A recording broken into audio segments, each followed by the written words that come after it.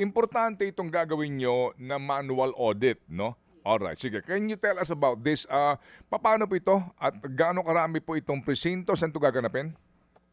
Sir Ted, nasa isang hotel po sila, located andyan po sa Diamond Hotel, pwede masaksihan ng publiko. Yan pong random manual audit ay prescribed mismo ng batas. Isang presinto bawat isang legislative district. Meron din po sa bawat post natin, meron din po tayong random manual audit. Ano pong ibig sabihin ng random manual audit?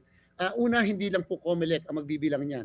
Ang mga naandyan po ay yung PPCRB, may NAMFREL din po, merong Lente, naandyan po ang Philippine Statistics Authority, naandyan po ang PICPA, Philippine Institute of Certified Public Accountants, naandyan din po ang DepEd at iba pang ahensya ng pamahalaan. Yung pong bawat isang ballot box na napili at yung pong pagpili ay hindi po manual na pinili, electronically chosen po yan at yung pong mismong ginamit na program sa pagpili niyan ay nagkaroon ng source code review sa harapan po ng mga eksperto. So pinili po yan electronically and simula po noong gabi ng araw ng eleksyon, isa-isa na pong pinakuha yung mismo mga ballot boxes para po secure sa ating po mga lugar kung saan nanggaling yung mga ballot boxes na yan.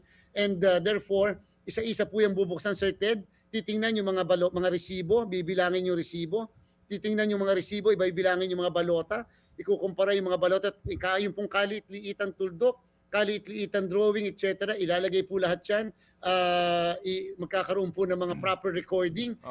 Aalamin sa suma total kung yung bang balotang binilang manually ng mata ay tumutugma doon po sa ating makina. Okay. At yung din bang resibo na naging produkto ng machine na yan ay tumutugma sa balota at doon sa na-transmit na results sa mga server ng iba't ibang entities. Sige, himayin natin to ha. Sabi po ninyo, Chairman, as provided for by law, lahat ng distrito sa buong Pilipinas.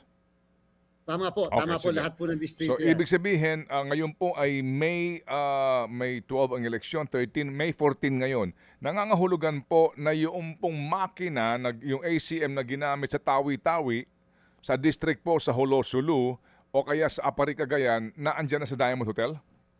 Kasama po yung ballot box, Sir Ted. Kaya nga po, yung makina at saka mismo yung box mo na hinulugan itong balota, nasa Diamond Hotel na ito ngayon.